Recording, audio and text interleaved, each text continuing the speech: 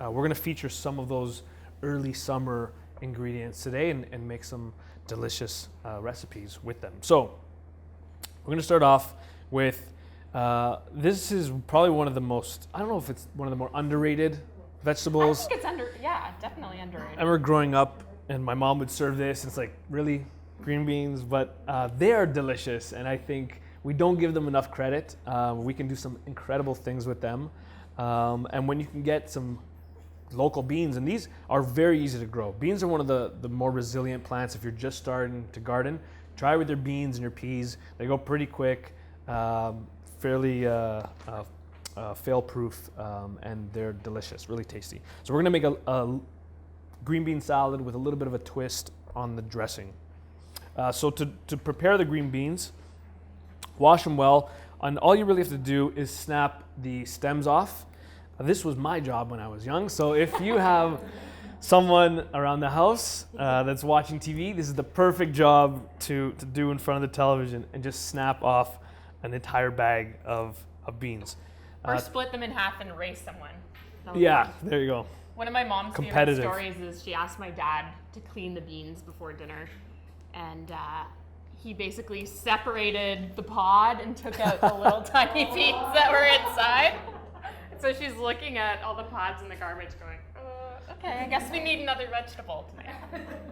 So if someone's really annoying you in the house, you can ask them to do that too.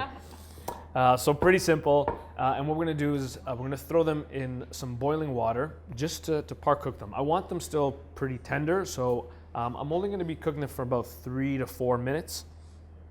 And then we're gonna dress them. So I have some in here already. Really simple. And for the dressing, we're gonna be doing a miso dressing. Mm-hmm. So have you ever heard of miso before?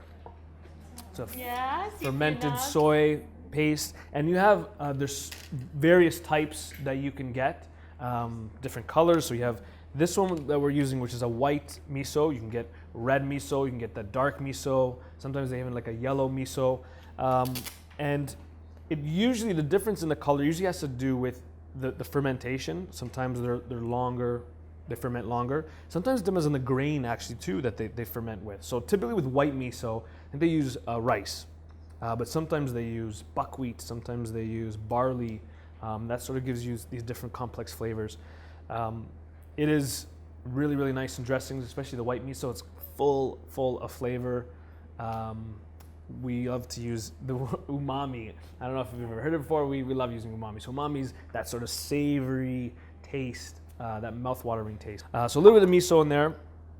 We're gonna add a little bit of acidity as well. So you can definitely go with any type of vinegar, lemon juice, lime juice. Rice wine vinegar is a little less acidic.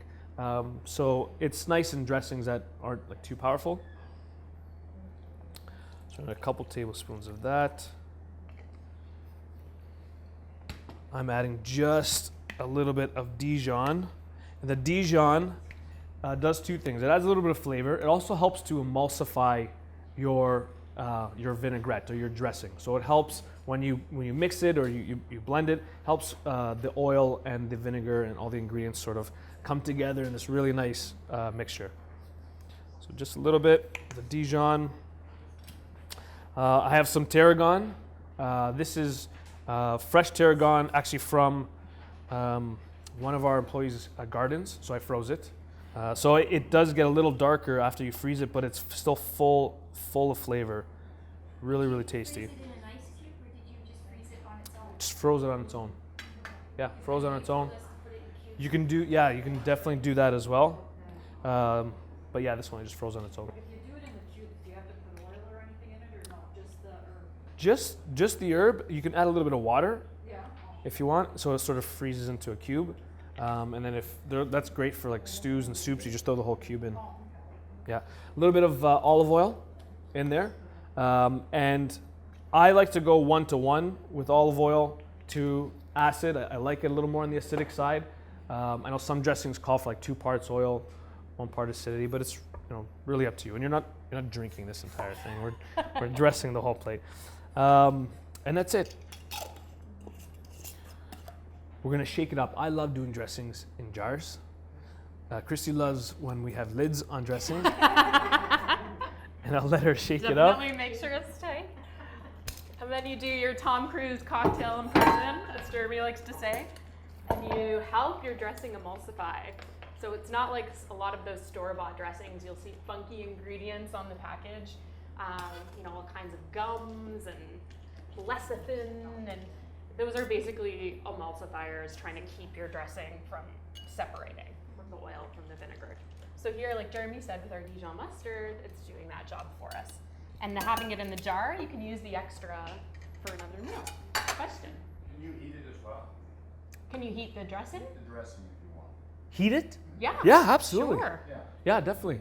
It would be a nice marinade. Yeah, that's actually, this would be really good as a marinade if you want to put it on some chicken or, yeah, definitely. Great idea. So typically when I blanch greens, what's the next step right after? Ice water, right? Ice bath. Everybody's been watching. Fantastic.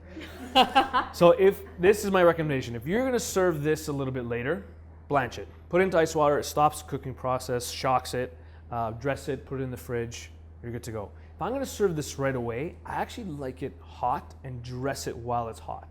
I find that the beans really absorb and soak up all of that dressing. So if I'm gonna be serving right away, that's how I'm gonna do it.